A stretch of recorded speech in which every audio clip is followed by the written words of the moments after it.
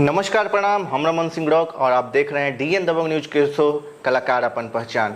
आज हमारे इस शो में है भोजपुरी इंडस्ट्री के बहुत अच्छे गायक रोहित सिंह जी। तो रोहित सिंह जी, हमारे चैनल डीएन दबंग न्यूज में आपका स्वागत है। डीएन दबंग न्यूज़ के जितना भी दर्शक लोग बा सबके रोहित सिंह के तरफ से प्रणाम बा और आशीर्वाद के कामना रही। और रउआ के भी बहुत बहुत धन्यवाद कि रउआ हमार इंटरव्यू लेता नहीं।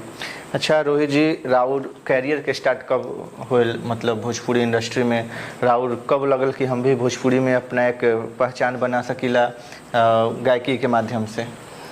देखी, गायकी के तो मतलब जुनून और एगो मतलब ऐसा होला ना कि मतलब हाँ ये हम कर सकतानी, उ तो बचपन से ही आदमी के रहे। मतलब दिन पर दिन मतलब जब से होश भइल गावे के, मतलब गावे बजावे के, मतलब आदमी के रहे एगो अंदर के जी। और लगभग गायकी के जहाँ तक एल्बम के बात रहल, वहाँ लगभग हमारे 4-5 साल हो गल मतलब ए लाइन में भोजपुरी इंडस्ट्री में। कहाँ से बानी रहुआ? हम तो छपरा गांव से, छपरा शहर से बानी और हमार गांव नैनी पड़ेला। नहीं। राउर मतलब स्टार्टिंग कैरियर मतलब कौन सा सॉन्ग से भइल रहल? स्टार्टिंग लगभग देवी गीत से रहे। एल्बम के नाम रहे माई के चुनरी, ऐसे करके कुछ रहे। कितना अभी तक गाना गैले बानी रहुआ? लगभग 100+। 100+ में सबसे मतलब राउर सबसे फेवरेट सॉन्ग, मतलब सबसे ज़्यादा मार्केट में लोग पसंद कैले रहे कौन सॉन्ग रहल? क्योंकि लगभग तो सब गाना हमार जितना भी बा सब अश्लील मुक्त बा और जितना भी बा सब साफ़ सुथरा गीत और सब दिल के करीब बा हमार।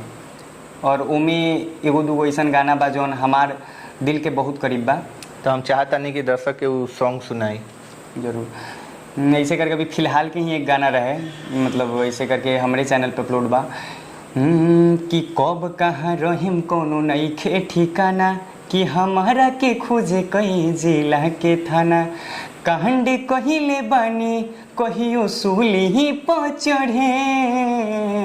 तो लड़की का लाइन है कि भोले बारो तू हुआ अपराधी, शादी तोहरे से करेम, कि भोले बारो तू अपराधी, शादी तोहरे से करेम।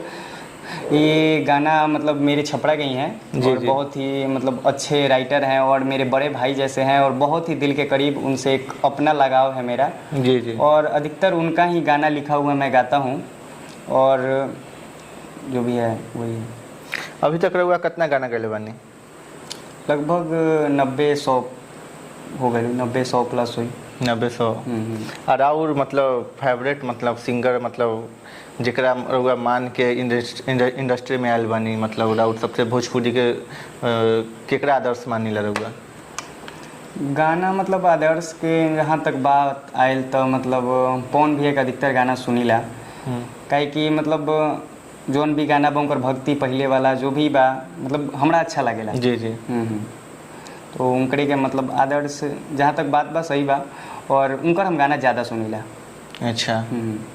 राउर अभी मतलब लेटेस्ट सॉन्ग कौन आवे वाला बा, कौन रउआ अभी गैले बानी, हमारे दर्शकों के जरूर बताई।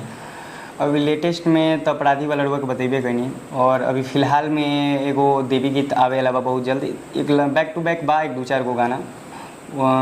देवी गीत ऐसे रहे कि 4 साल से करतानी फौज के तैयारी, अरे अब बहुत दुख बुझे महतारी, कि हमारा पकह द कृपा कबो रोए के ना पड़े। तो लड़की का लाइन था कि माई मजनुआ के दे दो नौकरिया टोकरिया ढोवे के ना पड़े। ये ऋषभ पांडे का ही लिखा हुआ गाना है और उनका ही लिखा हुआ है। राउर अपना कैरियर के बारे में बताइए, मतलब स्टार्टिंग में राउर मतलब जब 5 साल से इंडस्ट्री में बानी, स्ट्रगल करत बानी, तो राउर मतलब 5 साल के कैरियर में राउर कोई ऐसा दिन रहल हो जे मतलब लागल हो कि हम इंडस्ट्री में काम करी कि छोड़ी, ये मतलब कुछ बताइए। ये तो जहाँ तक रहुआ बा सवाल कहीं जहाँ तक ही जायज़ बा और हर कलाकार जे भी मार्केट में आज बा और आज जौन मुकाम जे हासिल कैले बा, जी। कहीं ना कहीं उस संघर्ष के मतलब राह पे चल के और संघर्ष के पार करके ही आज अपना मुकाम पे बा। जी। और हर कलाकार के साथ ऐसा मतलब चाहे कोई भी मतलब एगो मुकाम होके, चाहे वो राजनीतिक के क्षेत्र होके, चाहे गायकी क्षेत्र होके, चाहे इंडस्ट्री के आर्टिस्ट के क्षेत्र होके, कोनो भी क्षेत्र में बिना मेहनत के कुछ मिलेला ना।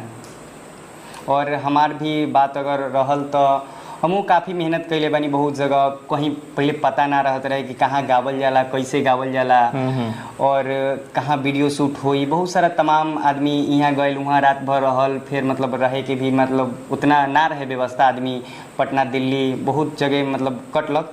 और आज कहीं ना कहीं थोड़ा बहुत अभी भी हमनी के प्रयासे में बानी सन और अभी भी मतलब आदमी सीखते बा, लेकिन कहीं ना कहीं उ दौर आदमी गुजरलक, अभी भी गुजारते बा और आगे दर्शक लोग के प्यार रही, अगर हमार मेहनत रही तो एक दिन ना एक दिन सफलता जरूर मिली। वो जरूर मिली। अच्छा रोहित जी, मतलब कुछ हमारे दर्शक के मतलब खाँटी मतलब राउर बहुत अच्छा साफ सुथरा संगीत गावेला, तो हम चाहता नहीं कि कुछ खाँटी संगीत हमारे दर्शक के सुनाई। अच्छा संगीत मतलब कुछ दिन पहले एगो गाना गैले रही हम। अच्छा।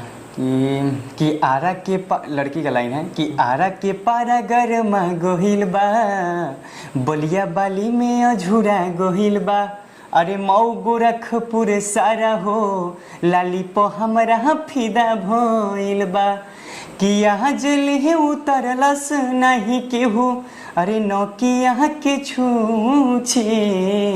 तो यहाँ पे मेरा लाइन शुरू होता है कि जिला छपरा हो, जिला छपरा हो, कि जिला छपरा हो, सुनो ये बूची, चुम्मा लेवे से पहले ना पूछे।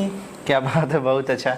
अच्छा मतलब गायकी के क्षेत्र में राउर फैमिली के क्या मतलब रहे कि हमार बेटा मतलब भोजपुरी इंडस्ट्री में जाए कि ना, मतलब फैमिली के क्या राउर सपोर्ट? तो देखिए कहीं ना कहीं परिवार के लड़का अगर अच्छा करता और मतलब वो लोग के देखे से लागेला तो कहीं ना कहीं वो लोग के तो ई लाइन में मतलब सपोर्ट फुल बा। अच्छा। लेकिन कहीं ना कहीं हर माँ बाप के भी सपोर्ट रहेला, मतलब जे भी हो मतलब जे भी मतलब लड़का उनका लागेला कि ये मतलब लाइन में उनका कुछ करता कुछ अच्छा बा, तो ऐसा कोई माई बाप धरती पे नहीं के जे चाही कि हमार लड़का मतलब ना करो। अच्छा। जहाँ मतलब बुझाई के हाँ लाइन अच्छा बा, मतलब जहाँ उनका लड़का सही राह पे जाता तो हर माँ बाप के वो रहेला कि हाँ हमार बेटा ई मुकाम पे पहुँचो, क्योंकि हर माँ बाप का यही सपना रहता है।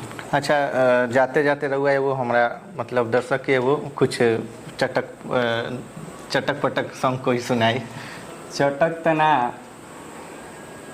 छठ के हमार गाना रहे कि काम की परेसर बा छुट्टी ना मिले, जनी कर फोन धनी तू तिले तिले, तो हम तो लड़की का यहाँ पे शायद लाइन था कि हम छठ में घरे कैसे आए, तो दहुरा रहुरा बिना बोली घाटे के ले जाए, कि दहुरा रहुरा बिना बोली घाटे के ले जाए।